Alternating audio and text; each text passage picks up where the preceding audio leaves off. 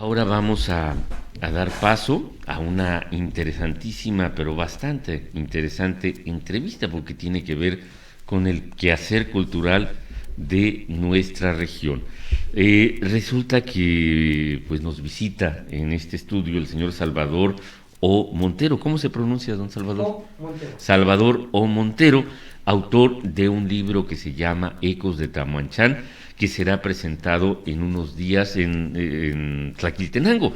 Entonces, pues bueno, lo saludo con muchísimo gusto, le agradezco que nos haya elegido para dar a conocer la invitación para la presentación de este libro, que dice Ecos de Tamuanchán, es el título del libro, en los nombres de la geografía morelense, del autor Salvador O. Montero. Pues bueno, ahí lo tenemos en pantalla, más cercano, este libro, que se va a presentar, ¿qué día, don Salvador? Mañana precisamente a las 11 de la mañana en la explanada de Tlaquiltenango, en el Zócalo.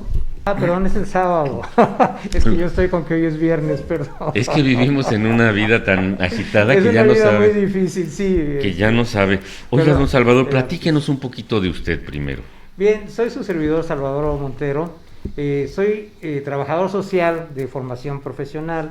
Esta labor que he hecho a lo largo de la vida me permitió visitar y conocer a mucha gente en muchos pueblos de distintas entidades del país. Estuve en Chiapas, estuve en Michoacán, estuve en Veracruz, en el Estado de México, en Puebla, prácticamente en todas las zonas rurales, porque trabajé metiendo sistemas de agua potable como parte de los equipos que formábamos en la Secretaría de Asentamientos Humanos y Obras Públicas ya hace muchos años. La SEDUE famosa. La SEDUE y antes la SAOP, que Cierto. También es de antecedente.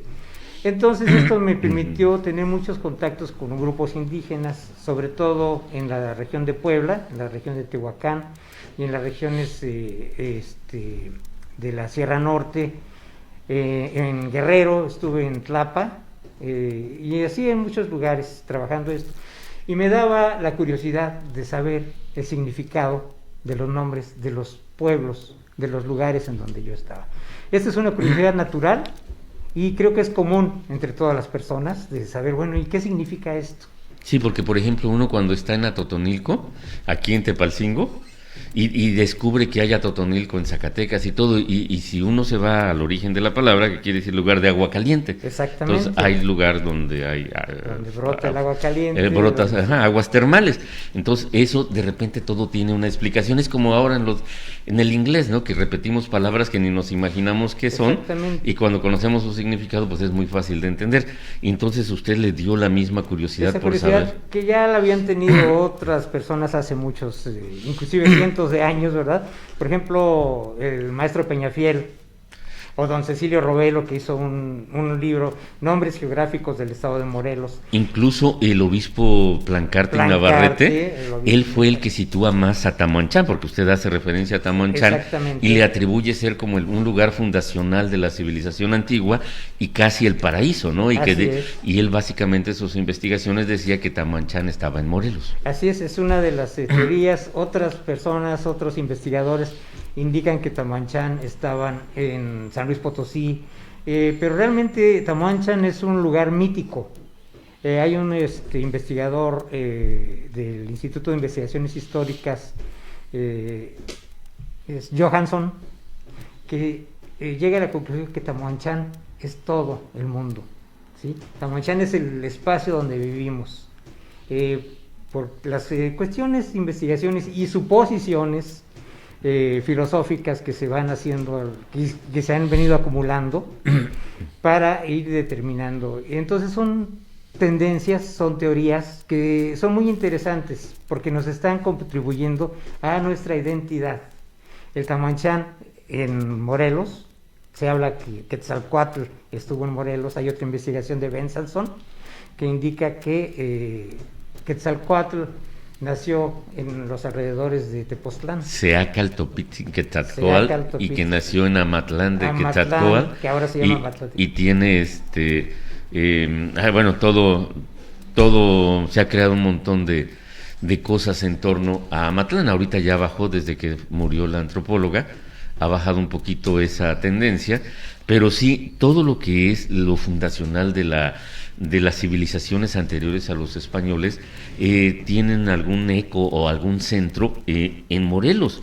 La destrucción de los registros que hicieron los españoles complica mucho entender y quedan más que suponer que era Tamuanchán, si un lugar o una palabra que describe más. Pero ¿cómo centra usted este título, Ecos de Tamuanchán, en los nombres de la geografía morelense? Bueno, Tamuanchán es el principio, y ahí hay otra cuestión muy interesante, esa polémica que hay sobre las pronunciaciones. Por ejemplo, Tlaltizapan. Correctamente, según los decía el maestro Cecilio Robelo y el maestro Peñafiel, es Tlaltizapan, pero todos decimos Tlaltizapán, ¿verdad? Inclusive hasta le ponen el acento en la A, ¿verdad? Para Tlaltizapán. Sosocotla le dicen aquí, según las teorías sería Xochocotla. Y así hay muchas polémicas, pero vamos a regresar a la de Tamuanchán. En el libro de la historia de Sagún, de Bernardino de Sagún, que lo hizo mediante entrevistas con los indígenas allá en Tlatelolco, él fue identificando distintos aspectos de la vida que había anteriormente a la conquista, y entonces ahí empezó a recibir referencias de Tamuanchán, y él lo comparó. Él fue el que hizo esa comparación con el paraíso terrenal. Siempre se dio el sincretismo entre la cultura indígena y la cultura que nos traían los europeos, de tal manera que se empezaron a buscar esas conexiones. Y estas conexiones, bueno, nos llevan a la cotidianidad. En Morelos es lo cotidiano. ¿Cómo se llama? Guillermo Bonfil Batalla, cuando en su libro México Profundo, explica eso de que toda la cultura anterior a los españoles, ahí está. Somos en la forma de la agricultura, la artesanía, la forma de ver el mundo, nuestra extrema amabilidad. A los extranjeros les sorprende que nosotros todo lo pedimos por favor, somos muy educados, y esa cortesía era parte del mundo indígena que encontraron los españoles y que no han podido arrancar, y está plasmada en los nombres. Y ese hablar en diminutivo para expresar respeto o para expresar una amistad más profunda, hablar en diminutivo, ¿sí? Viene desde el sufijo tzin, que es un sufijo reverencial que se usa en el náhuatl. Ese ya es una herencia que traemos. Y los nombres de regresando al libro, los nombres de nuestras poblaciones, de los espacios geográficos donde diario estamos. Jojutla viene de un nombre indígena. Tlaquiltenango, Tlaltizapan, Hueyapan, Cuautla, Cuernavaca mismo, todos estamos de alguna manera evocando el náhuatl otra vez, y haciendo eco de el habla que se tenía en Tamuanchán. Por eso el libro Ecos de Tamuanchán es el eco. Sí, que hemos contribuido a la cultura universal, porque muchas de las palabras que son de origen mexicano ya se integraron al vocabulario universal. Hay una palabra muy bonita que la han clasificado como la palabra más hermosa de todos los idiomas del mundo, que es apapachar. Apapachar, que viene de apretar, ¿sí? Te voy a apretar, te voy a apretar. Y es, por ejemplo, apasco, es donde se aprieta para que se surja el agua, ¿sí? Y así se van dando explicaciones de todo lo que nos rodea. Sí, estoy leyendo el libro y veo que usted da referencias, es como un diccionario. Huitzilac, por ejemplo, dice: existen varias posibilidades para interpretar el nombre de esta cabecera municipal y de un campo agrícola de Xochitepec. Una de ellas en el agua de los colibríes, de Huitzitzilin, colibrí o pájaro mosca, la pequeña ave sagrada de los aztecas, ya que era considerada el nahual o gemelo de Huitzilopochtli. El halo sobrenatural del colibrí, conocido en la actualidad como chupamirto, subsiste en prácticas de hechicería, lo cual ha provocado poner estas especies en peligro de extinción. Otra posibilidad respecto a Huitzilac es junto al sur, el significado de Huitzilac junto al sur, ya que el término Huitztlampa significa rumbo a las espinas, denominando así al sur. Cabe observar que Huitzilac se localiza precisamente en la serranía del Ajusco, que limita al Valle de México por ese punto cardinal, o sea, al sur. Y así está enumerado por orden alfabético. Así es, cada uno de los lugares. Y se sitúan ya en qué área municipal están cada uno de ellos en el libro. Entonces, es un libro que, así como está usted hojeándolo con H, también se puede hojear sin H. Es un libro que no se lee de principio a fin, sino que puede uno ir saltando, jugando con el libro. Tengo una experiencia muy bonita con el doctor Montero, que es mi tocayo de apellido, no tenemos ningún parentesco. El doctor Montero en Guayapan, nos sentamos abajo de un árbol ahí en su patio de él, con sus nietos. Eran como 6 chamaquitos, niños y niñas, y nos pusimos a enseñarles el libro y a ver qué significa esto, y a ver qué es.